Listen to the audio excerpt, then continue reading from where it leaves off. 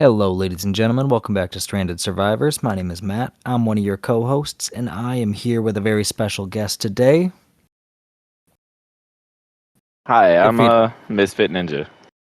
Yeah, so welcome to one of the first community episodes we have done in a hot minute. So, very thankful for you to join us, Ninja. How you doing today, man? Oh, just chilling. It's my Sunday.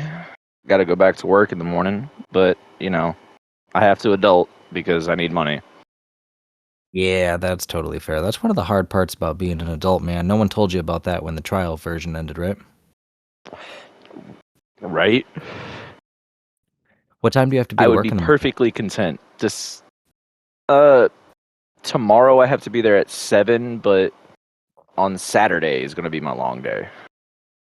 Saturday I have to be there at 5:30 in the morning to open. Ugh, that is early, man.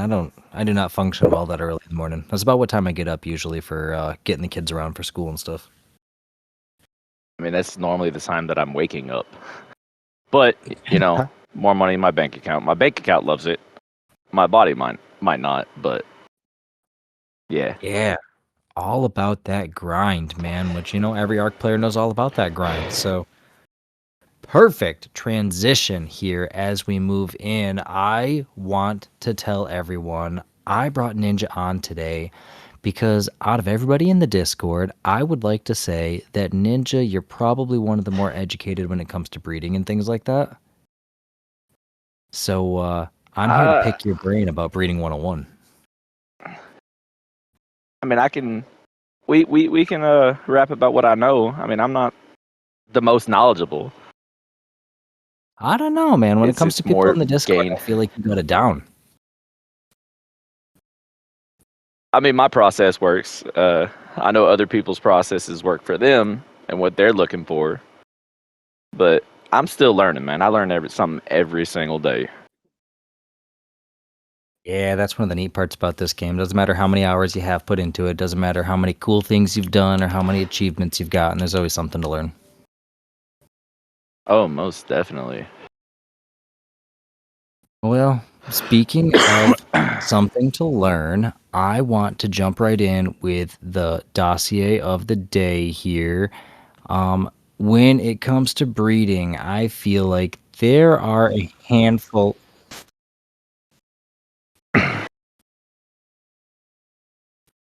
There's an ad that's playing in my head right now, and it is so loud. Come on, ArcWiki.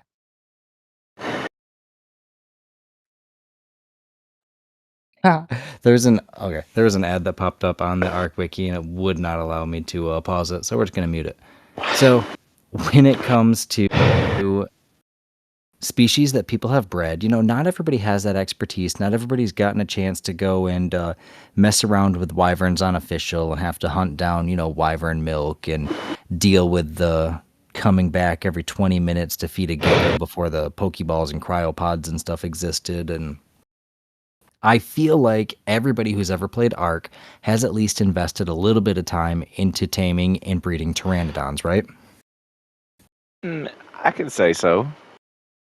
At least I have some backups because they are glass cannons. Absolutely. And unfortunately speaking, that's one of the crummy parts about them is that you got to anticipate the fact that they're going to die. So you're going to need to breed them out. You're going to need to make them good. You're going to need to improve upon your species line. And that is why I wanted to make that the dossier for the day. So without any more dragging my feet here, the Pteranodon wyvernus. Fun fact, they're in the wyvern family, apparently. From the late Cretaceous period. It's a carnivore, which, that's debatable because I feel like they're piscivores, but that's beside the point. We'll argue about that later. The temperament is skittish, so those bad boys are going to take off if you get too close or if you spook them. Wild. The Pteranodon wyvernus is a large pterosaur capable of flying more quickly than any creature I've witnessed on this island thus far. It seems to have relatively poor stamina in comparison to its quick speed, however, making frequent pit stops on the beaches before taking off again. While other humans I've seen on the island still insist on calling it a pterodactyl, this is inaccurate. The pteranodon wyvernus's poor fighting and defensive skills mean that they are likely to scavenge any number of dead animals rather than engage in dangerous combat with other creatures. They also flee at the slightest sign of trouble. Because of this, they are one of the most common creatures to be found darting across the island skies. Domesticated. Pteranodons seem to be among the most popular flying companions from what I've witnessed, possibly because they're relatively easy to tame with a slingshot or bow. Mounting a pteranodon must be among the fastest and safest ways to get around the island, but it doesn't provide any measure of secrecy in comparison to travel on land through the dense foliage. Love Helena. So, Helena pretty much hit it on the head there, and I feel like she got the majority of it. They're just so darn easy to tame, man. Yeah, just a quick bowl, a couple either trank darts or trank arrows, and it's down. And it doesn't take that long to hop back up, neither. Even if you don't have that many trank arrows, man, a good old whooping stick, you can go up with a club and that's how I tame most of my pteranodons. Is you just go beat it into submission with a club, and I feel like one or two good bolas if you time it right, it's pretty straightforward. And shove some prime meat in there, shove some fish in there, shove some raw meat, whatever you got in there, because these are going to be your early game tames. They're going to be one of the first things you get standing up. At least definitely the first thing you're going to do to get off the ground and get flying around on the island. So the first one probably doesn't matter too much for level, but you're going to eventually want to breed some good levels into it. Which brings us to the beginnings of our question. So, Ninja, what is the very first thing a new player should know before they start even trying to breed? Because I mean, it's not as straightforward as put them on mating and just let things do their thing. I mean, if you want numbers, sure, you want to throw down a couple random eggs. That's a great way to do it. But what's the first thing you actually need to know before you invest your time in breeding if you want to do it right? Knowing what stat lines that you want out of whatever it is that you're trying to breed, knowing the stat lines that you want. So, say, just take the Meguana for example, because I'm flying on a Meguana right now. But for Meguanas, you want fucking. With Meguanas, you're gonna want like weight and stamina. So when you're looking around for a Meguana, you're gonna want to find one with a higher than normal stat in one of those stats, Yeah, so which is gotta, which is what? go ahead, my bad. No, no, you're Which is good. why I won't tame anything under a 135. Yeah, honestly, if you're gonna be thinking longevity of the bloodline, then probably 135 is about the lowest I'm gonna go to. It isn't worth your time at that point because the amount that you miss out, like when for conversation level, 70 to 71, if you gain 11 points per level on weight or melee or health or something like that, it's proportionally significantly bigger when it's larger. So that starting point does make a huge difference and saves you so much time in the long run. You're going to have to breed those levels up anyway, so you might as well have a higher starting point, right? Exactly. It's like yesterday I was looking for Stegos, mainly because I found one of the event colors. It was really cool. It was like a 145, so I decided I wanted to get a breeding pair. To which I ended up taming about 5 of them, and they all had different good stats. I think the stats that I'm looking for are 40 and above when it comes to like having a breed line set up.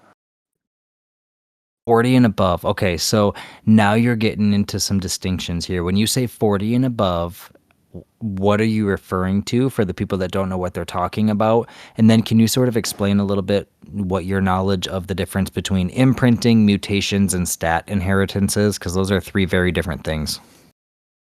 Okay. So when I say 40 and above, I'm talking about the base stat.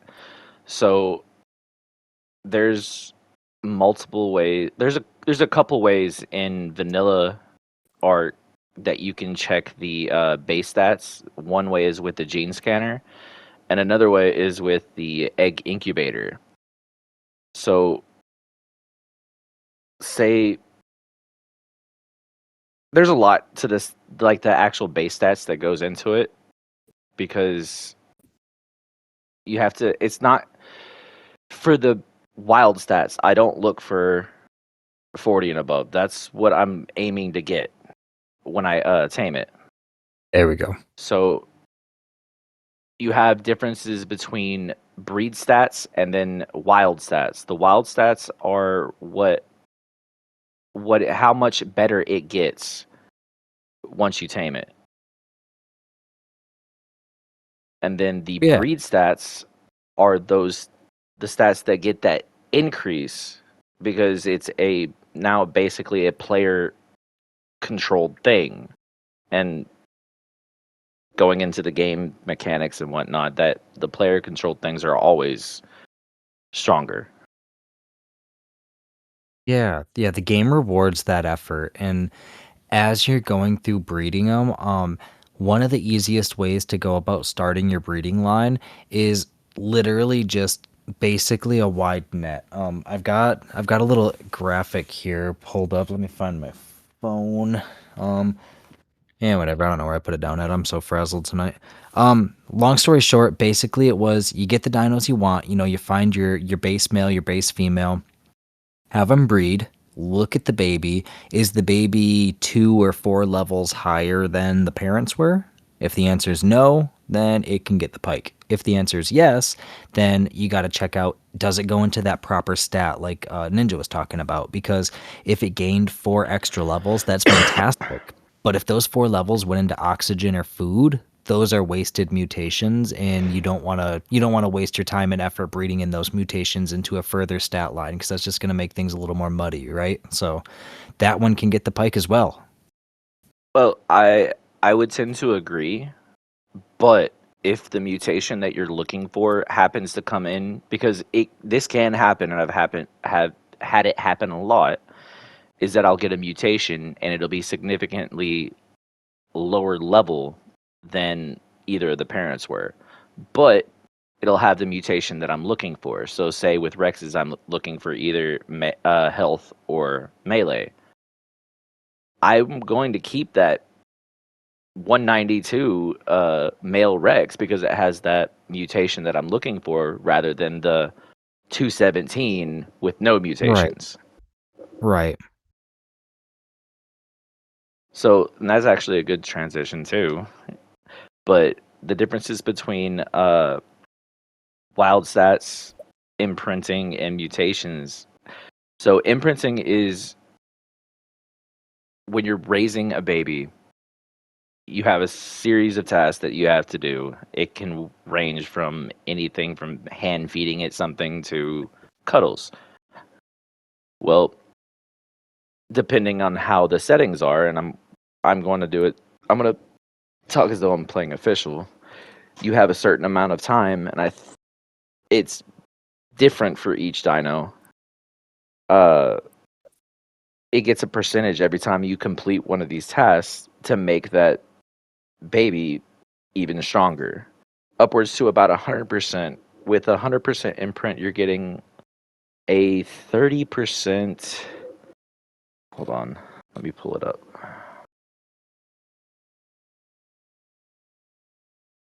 You're getting a 30% damage bonus and a 30% to damage resist. So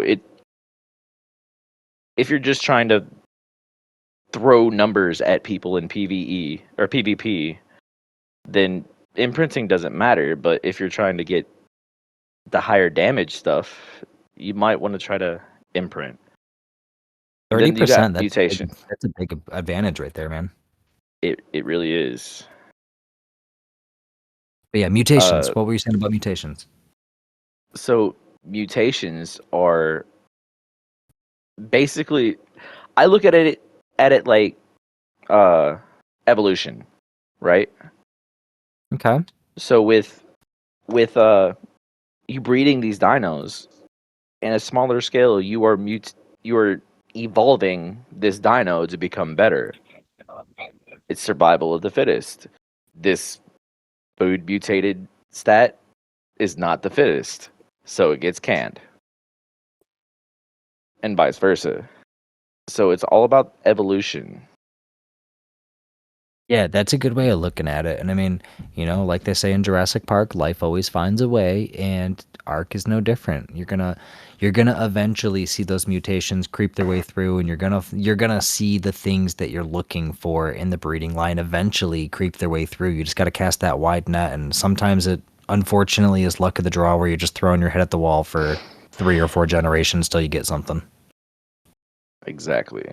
It's not for the faint of hearted. It's not for the impatient. Breeding is not that. If you're wanting a quick thing, I would suggest looking at other aspects of the game. Yeah. Yeah. And I mean, that right there, so it's time consuming. It's difficult. There's a lot to it. Like you need to sit down and I'm not going to lie, some of my best breeding lines I attribute to having a well-organized spreadsheet. And like you need to have that level of organization and dedication if you want to have good breeding, but aside from, Therizzinos are the best at gathering X, Y, and Z, and Rexes are the best for this boss fight. And you know what I mean? Like the Yeah. the standard metas, aside from that, how do you decide what's worth breeding? Because I'm the worst breeder, man. I'm all about pretty colors, high levels, and the dinosaurs I like. I could care less about the meta. So how do you decide what's worth breeding? Okay, so like I said earlier, when I'm going out looking for a breed pair, I won't tame anything under a 135. And 135 is hit or miss. It has to have a really good stat for me to actually tame it. Uh, and vice versa. You can have this 135 right here. It tames out to 209. And that 150 tames out to 224. But the 209 has better stats all around than that 150, that 224. So it's all about what I'm looking for in that line. It It's all depends on what I'm going to be using it for. Yeah, yeah. As far as the specific lines and stats and stuff, yeah. But species wise, how do you decide if I'm gonna breed otters versus gigas versus wyverns? How do you decide that? I have no restrictions on myself. I will breed anything. For me, it's all about the purpose that I'm going to get it. There you Generally, go. I breed just to have extra, like the RGs, the uh, like those support dinos, RGs, Ankies, Dodix. I breed those to have extra of just in case something happens. Whether it's I get arced, I die in the lava with my Anki because I was trying to get to a metal node and I can't get it, what have you. But for other things like my Equus, when we first started the Rag server, I was breeding those for weight because I already knew that Equus are fast when they're imprinted. So I Oh wasn't yeah. worried about this, and they have great stamina. So my main thing was breeding until I had a good pair that had a weight mutation in it. So it all depends on what purpose you're looking you're trying to get out of it. Good answer. Good answer. Do you have anything in particular? Like sometimes for a couple of them, I have actually made like an Excel spreadsheet. But usually when I'm breeding, the way I keep everything organized, you can use their mods like smart breeding. I don't know if you've ever seen the Arc smart breeding, but that's like an all-in-one, super well-encompassing mod. But if you don't have that, I usually will name the babies. Like a Rex baby will pop out and I'll name it like, 13.6k HP, 436 melee. Like I'll name it whatever the stats are that I'm trying to track. That's how I keep it organized too. Like what do you do to keep yourself organized, or do you just sort of know it by sight? I generally know it by sight. uh I do name my dinos, but it's always some regular name. Like if I'm going to Ew. keep it and I'm going to breed it like the lightning wyverns I have. I just got a 185 out the trench, and I named it Queen Morgrid because I'm going to make that part of my line because it had really good stats. There you go. Okay, so that name serves as like a memory trigger to you. Yep. I like that. Okay, makes sense. Um, this is one thing I've got on my list here to talk about. Not a smooth transition or anything, but just out of curiosity, do you know the difference between clean stats? Like a clean stat versus a mutated stat. That just flat out means whether or not it's got the parental mutations or the base level, right? That's what they mean by clean stat. I believe so. Okay. Uh, I believe that you hit the nail on the head. Okay, that was what my understanding was as well, but you never know. Um, now, do Yeah, you know how many mutations exactly should a dino have before you consider it top tier, or is that not so much a number of mutations and more the stat you're looking at? it's more the stat that I'm looking at. Like with the Rexes that I have on Rag right now, I started out with a 66 in health and got 6 mutations on top of that. Uh, the health would be a mutated stat. Yeah, But yeah, it's more for me. It's more I when I'm happy with it, it's good. yeah. I mean, that's how I am as After well, but after that after that, I just breed for color mutations. yeah. There are a handful of people that I used to trade with online that would always brag about like, oh, this one here's got 128,000 mutations on the matriarchal line, and that never meant much to me, never impressed me much. Does it mean anything to you if a dino has 1 million mutations or anything like that? It tells me that that line is old as hell. But I mean, just throwing out that number, it could be a hundred. That whatever that number was in food, it really doesn't matter. And it all depends on what type of dino you're talking about. Because if he's talking about a Daedon, those few mutations in food do matter. Truth. So when you're looking at like if you go into the actual stat line of the dinosaurs and it starts to list off the, parental lines and it talks about the number of mutations there, that's where I've seen things all the way up to the like 1 million mark there. So that it can't be levels, obviously. So does that mean color mutations as well, or how does one get a number that Yes, high? Okay. yes. It's also talking about colored mutations. So you can get a color mutation without a stat mutation or level mutation, and you can get those singly. 9 times out of 10, when you get a stat mutation, you're going to get a level mutation, but not always. Okay. Okay. So they sort of come in pairs sometimes, Yes, occasionally. yes and no. Color mutations are pretty much the exception because you can get just a color mutation when it gets mutated. Because there have been times where I've gotten a baby, it said that it got a mutation, but the stats look exactly the same. Hmm. Yeah.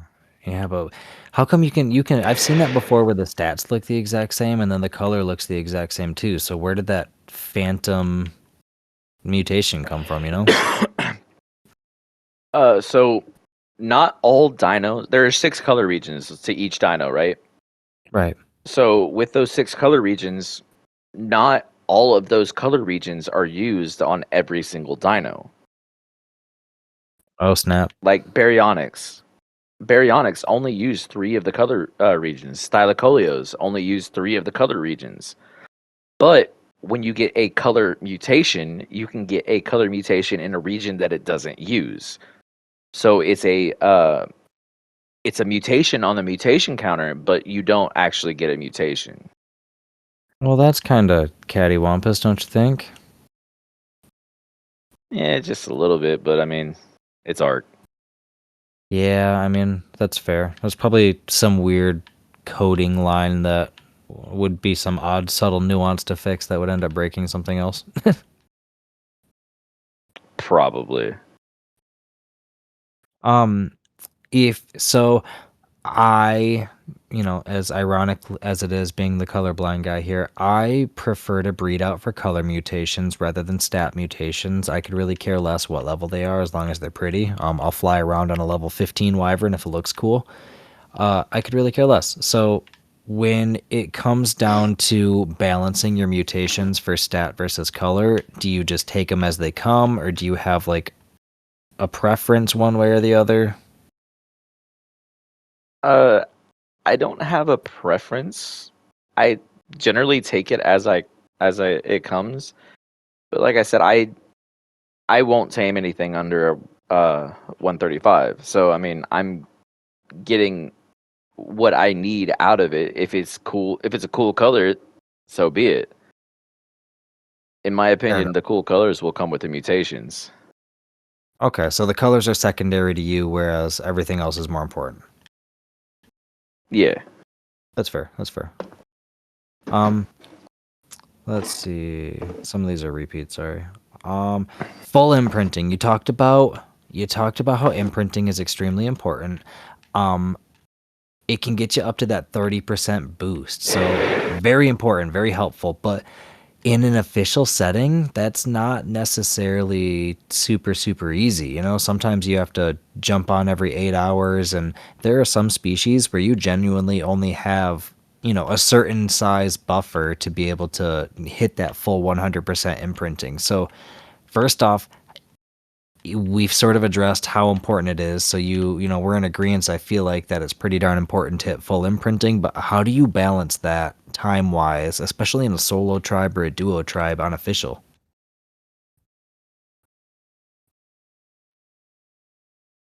I don't I tend to know life things when I have that interest. Good answer. Good answer.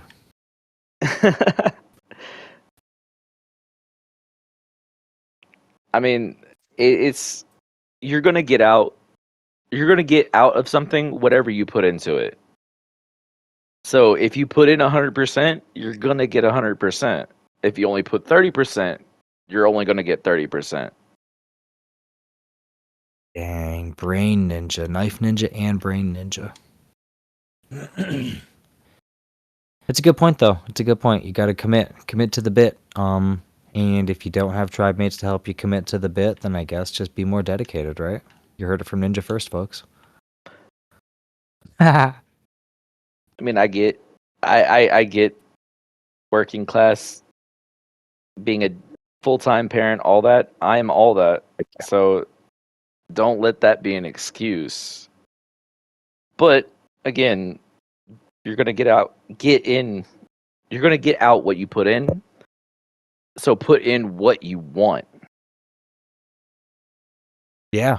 Yeah, that's a very good point right there. It's not something you have to invest your time in. It's not for the faint of heart, but if it's your thing, then heck yeah, man, take advantage of it where you can. Um let's see. We talked about raising on official a little bit, and just do it was the go-to answer there. So, do you have any base layout tips when it comes to breeding? Things are a lot easier now with like the Dino Depot and the terminals and things like that, cryo fridges, cryopods, but just in general, do you have any base setup advice for somebody to help breed maybe safely if they're in an area where they're going to be attacked all the time, or if they're in PvP or something like that? Do you have any advice for base setup on breeding? PvP, I have very minimal experience, so I couldn't give a base setup advice for that. Okay. Uh, but in general, it's all about location. If you're comfortable living in the redwoods, set you up a like a little paddock of just dino gates. I've done that. I did that on the center server. Uh, you can also do what me and Tyrant are doing right now, which is making a giant, basically a giant dino gate thing. Like a fortress of dino And gates. yeah, the behemoth gates at that. But Ah, again, the like I official said mouse. earlier, it depends on what you're trying to breed. Like if you're trying to breed gigas, you're gonna want as much space as you can possibly get. If you're just breeding RGs, a 3x3 is just fine. So it all depends on what it is you're trying to breed. Right, right. Well, hear me out, man. I am a big advocate for a universal breeding area. I feel like if you're gonna build a breeding area, it should be big enough to breed gigas and wyverns, but it should also be condensed and like feasible enough to breed things like otters and jerboas. Oh, most definitely. Multi-purpose. But it that goes like if you're on official, it goes for the harvesting rates, what you can feasibly get, how much time you're willing to put into grinding all that stuff out to get that ginormous space. That's true. Unofficial, everything's different. Oh my gosh. We've been so spoiled lately with our server's not crazy boosted. It's not like disgusting and to the point where it's ruining Nah, things, but it definitely has us spoiled. it's it's th- it's 3 times.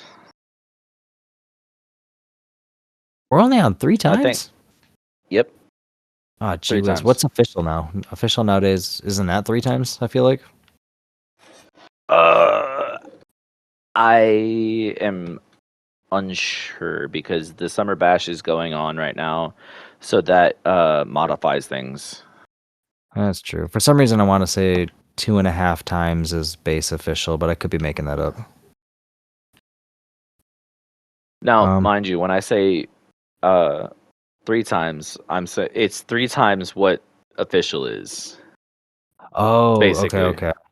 That makes that I'm tracking now. That makes sense. You have to take Um, official as a baseline for that. yeah, that's fair. Touche. All right. Let's see. Are there any dinos you can think of that people overlook and don't really breed much of, don't mess around too much with, that you think completely underrated, people are sleeping on? Dire bears. Dire bears. I love that answer. Tell the people why. Because it's an all around gatherer. You can get fiber, berries, meat, poly with the introduction of the poly plants on rag. You can get honey. It's just I watch a lot of ARC PvP and a lot of ARC PV like streams for PvE, and dire bear is one of the things that I don't see people use. Which Another is one would so surprising. probably another one would probably be the Allosaurus. Okay, I have never, ever used an Allosaurus. Tell me why I'm an idiot. So Allosauruses get a pack buff when it's two or more. And with that pack buff, it works a lot like the wolves. On top of that, the way that Allosauruses attack makes it to where you're taking bleed damage. So Cool. from a PvP aspect, you're getting that pack buff, you're getting that bleed damage. A pack of aloes will shred. A pack of good aloes will shred pretty much anything. That's very true, actually. That's a really good point. I didn't think about once you get them into a pack. Oh my god, dude! The amount of times that You land for stamina, or you're flying over an area, you run out of stamina with your pteranodon, and you get force landed, and you see the aloes just charging you from across the highlands, and you're like, no, please. There's nothing you can do about it. Yeah. So, fun fact: the first aloe I tamed on Rag, I tamed from the back of a dire bear. Really? That's so funny. What'd you do? Just knock it out while you were standing there tanking? Uh, I would run, like I would kill. I killed the two that I didn't want, and then I would just run away because they're significantly slower than a bear, especially once the bear gets up to full speed. So I would just run away, turn around, shoot it a couple times with my crossbow, and then as soon as it might have gotten one bite off, and I was gone again. That thing says, God dang it.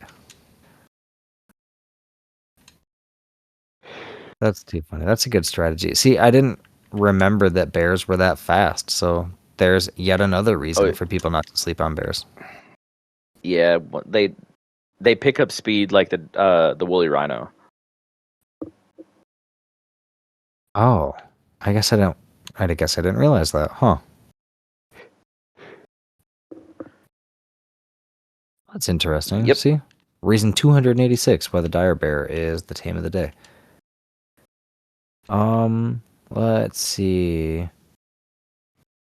We talked. Geez, a lot of these are just different flavors of the same question. How do you breed in PvE versus PvP? What what role do event colors and breeding events play into your strategy? I would assume that feels like a pretty easy question, don't you think? It's just the colors will come later, but the events, you might as well snag them while you have them, right? Yeah, it's low level. Let me amend my statement of earlier. I will tame things that are under 135, but my purpose for taming them is not to use them for anything other than breeding. Because there's going to be times when you're going to want to try to breed out a stat or breed one of those lower level stats like the oxygen or food. You're going to want to breed that stat in, but keeping all the other stats, because over the long run you'll have more stat. You'll be able to stack stats in other stats better with a lower stat in, say, oxygen or food. Okay, yeah, that stands to reason. So that's a good little extra reason there to chase after some of those ones there. What about mutagens? Have you used mutagens yet for breeding shortcuts, or have you not really messed with that much? I have never used mutagens. Like I've seen them on some of the streamers that I watch. I've seen them use it, but I've never actually used it. I don't think they've been released on ASA yet. I was gonna say I have not. I saw that on the list here of things that I had come across, but it isn't something that I've even messed with on a ASE or anything like that. Huh. Yeah, I think that that came out with like Gen 1 or Gen 2, and I didn't come to art until like Lost Island. So I came rather late to art, and was about to be dropped. So most of my experience has been on ASA. That's fair, actually.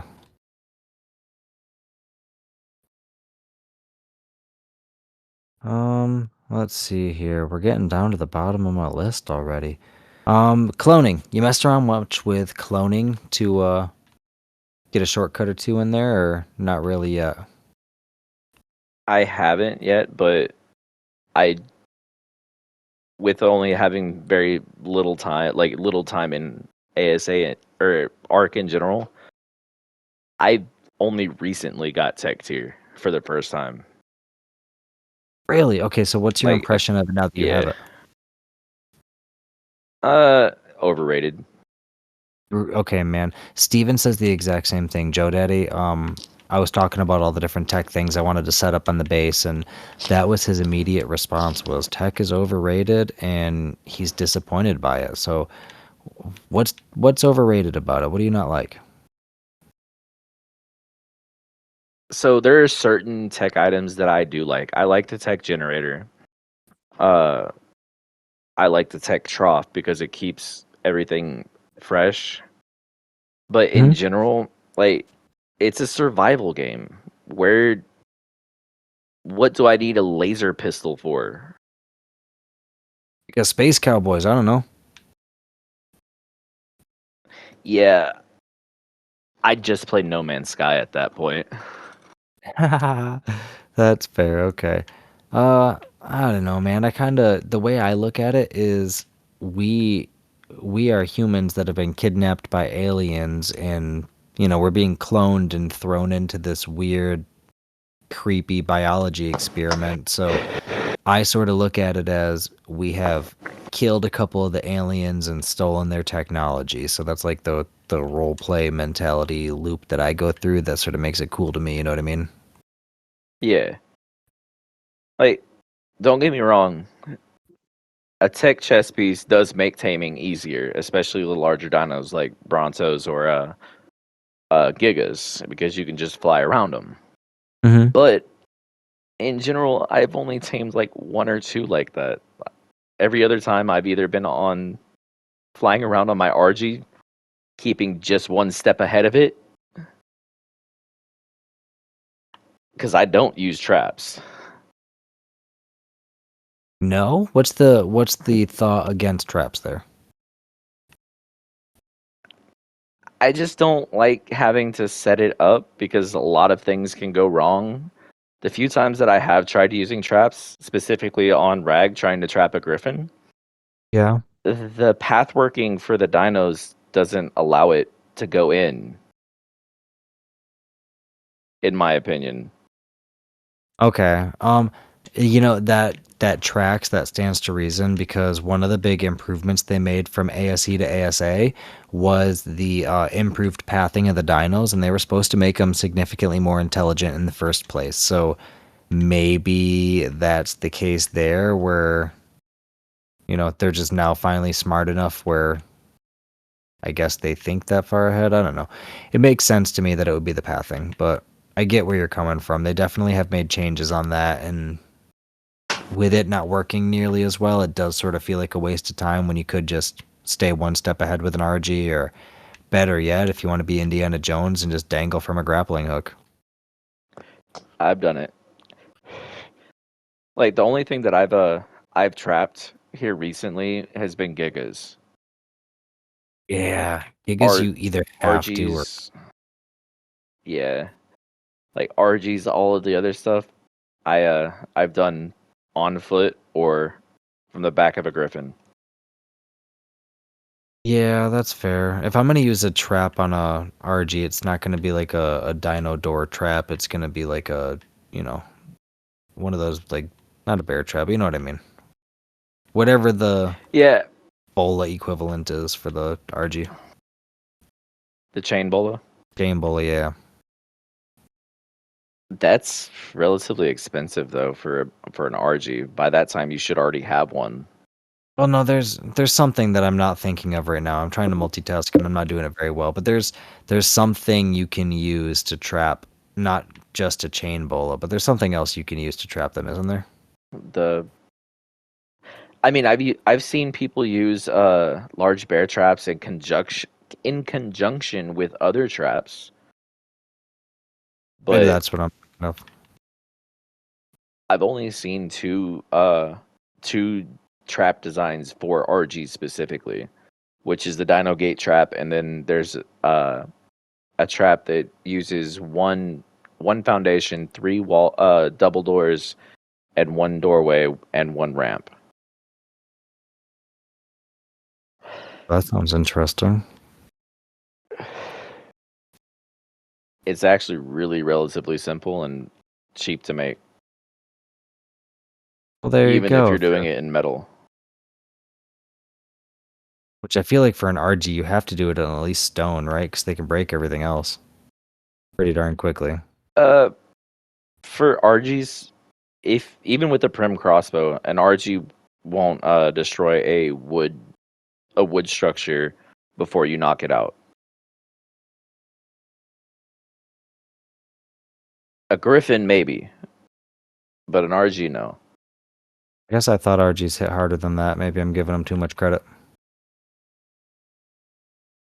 Well, RGs don't damage stone structures. Well, They only the damage wood though they will. thatch and wood. Yeah, it's just Maybe I just by misheard you this. then. Well, using a wood one, you can knock out an RG before it wakes or before it breaks it, because Oh, that's how I've used it. Is I'll use a wood one to trap an RG, and I've always got it down before it broke through. that's really interesting. That's good to know. I never would have thought that. I 100% would have been under the impression that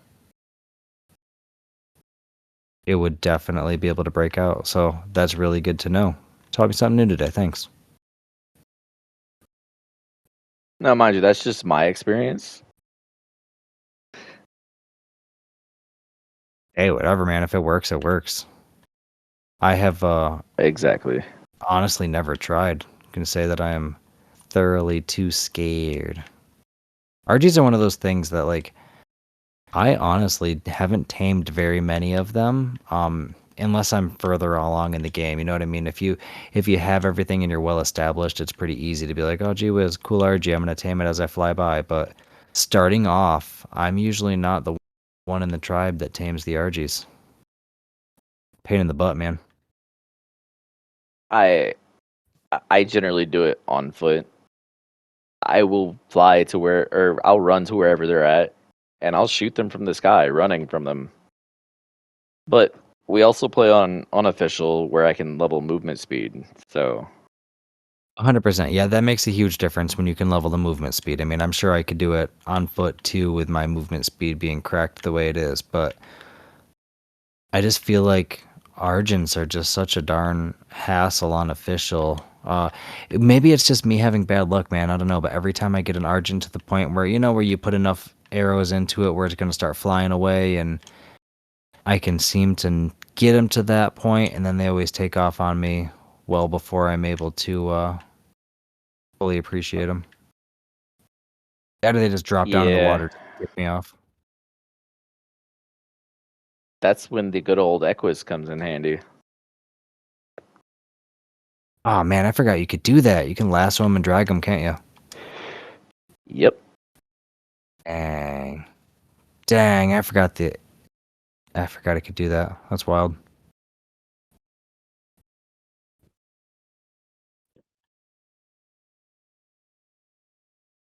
Well, that is good to know. If you knock something out in the water, pull it off with the horse there. So, pro tips all around. Holy cow. All right, two more questions for you, and then I'm going to let you go. I guess a couple final questions, but my two questions before we get into the closing thoughts here. What is your best breeding project that you have ever completed that you are most proud of? Uh, my Rexes, the Rexes that I have now, like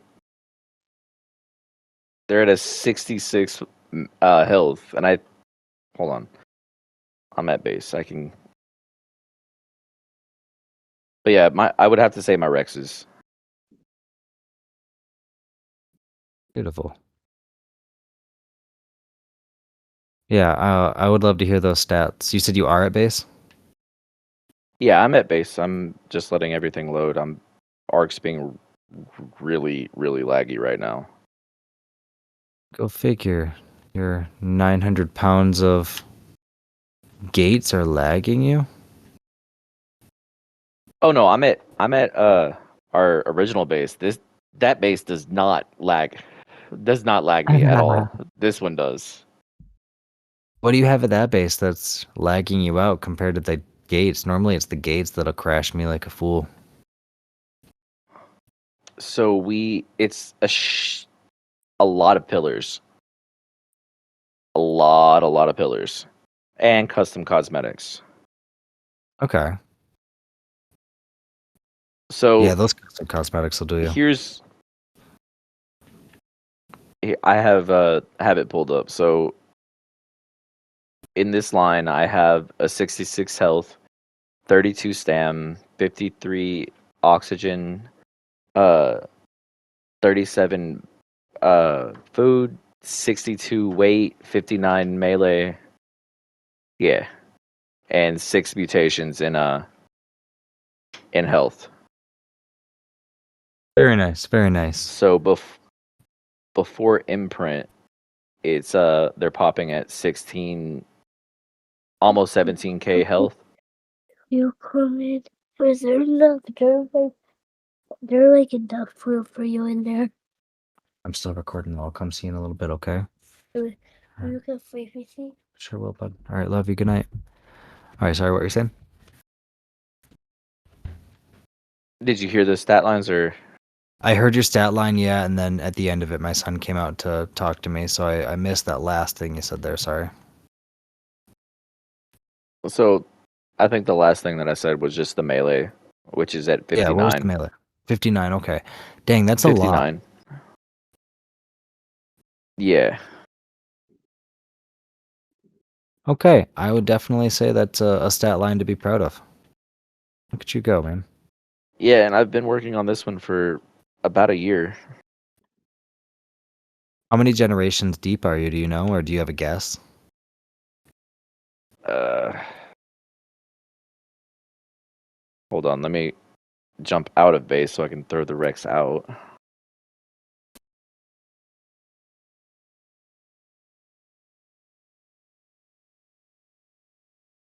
If you knew how my base was set up, you would understand. We're I'm basically the worst. we're over water. Over water? Yep. That's pretty cool and terrifying at the same time.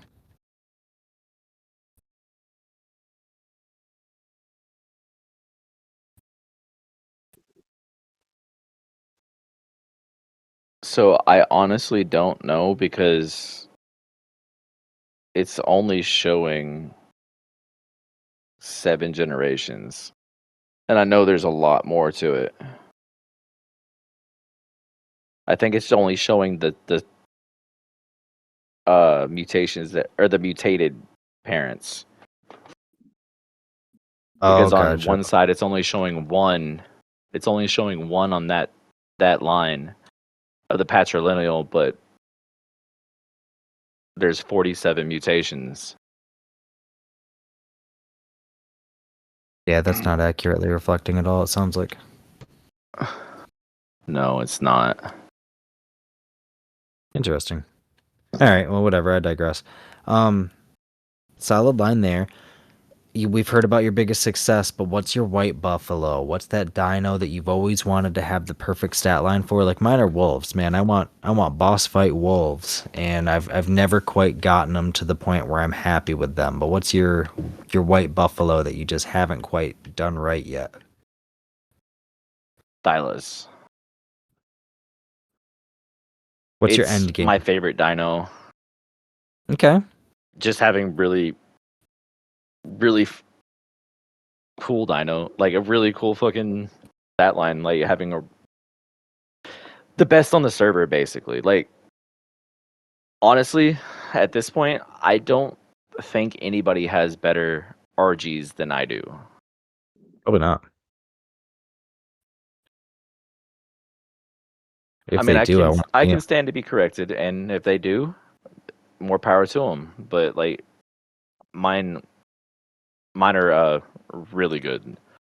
Uh, my Thylas, I'm just not. I'm satisfied with them, but I'm not happy with them. Okay, I get that. I get that.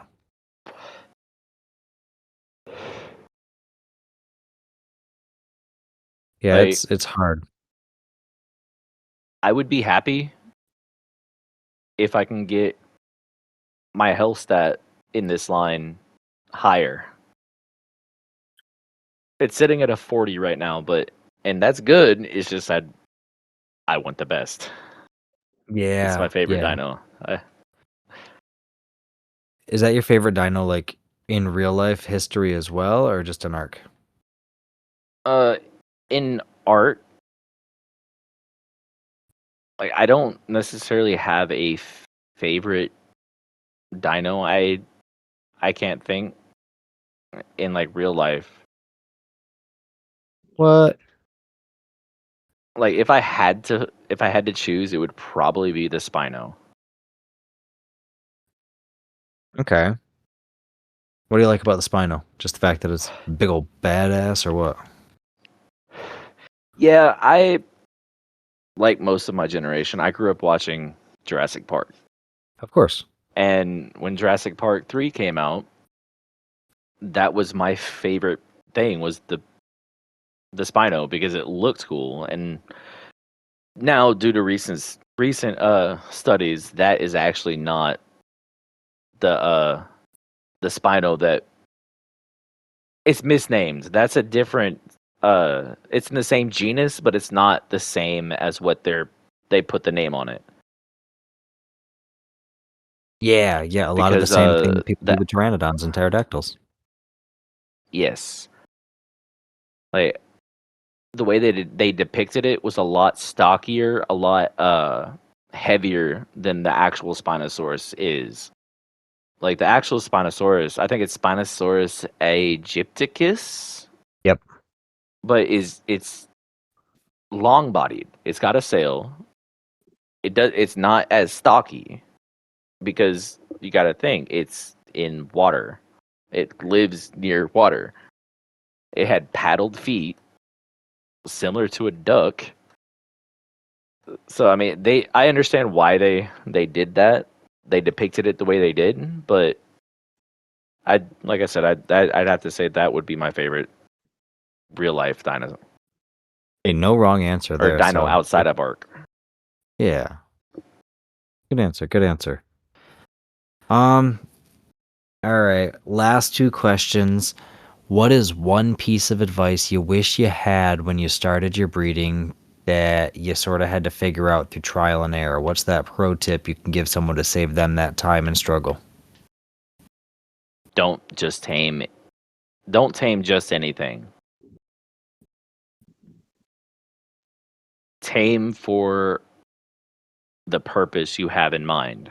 So take Argentavis for example.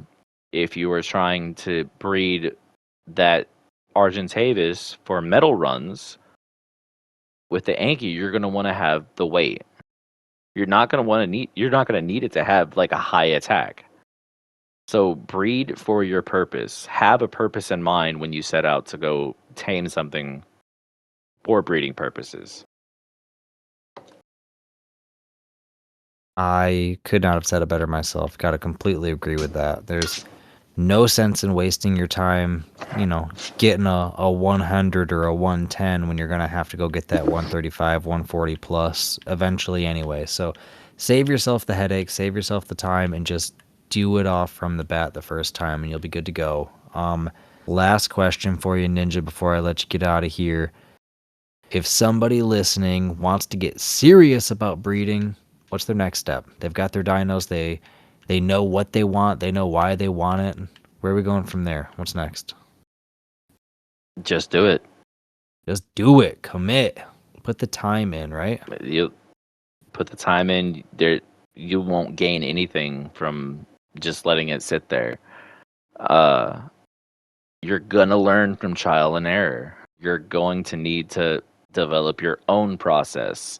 Yeah, you can go off of what some of these YouTubers do, and it will work. But take that as a blueprint and use that blueprint to expound on what you're trying to do.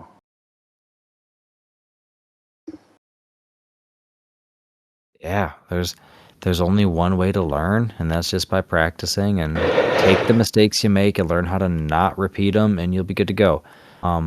And every now and then you get a silly little piece of fun when a T-Rex or a Giga wants to eat a Mijo berry or something like that to cuddle with you. It's interesting, man. Breeding's weird, but it is a whole science behind it. It's a blast. It's a whole lot, and I highly recommend that if you have the stomach for it, you get into it. And every tribe needs a good breeder. So if yours doesn't have one, then it sounds like it's your job. Time to step up. Exactly. Alrighty, Ninja. Do you have anything else that you would like to leave the people with before we send everybody off to have a good rest of their week? Just bear in mind that most of my advice is coming from a PvE background. Like I said before, I have very minimal PvP experience. So You just mean just both. keep that in mind.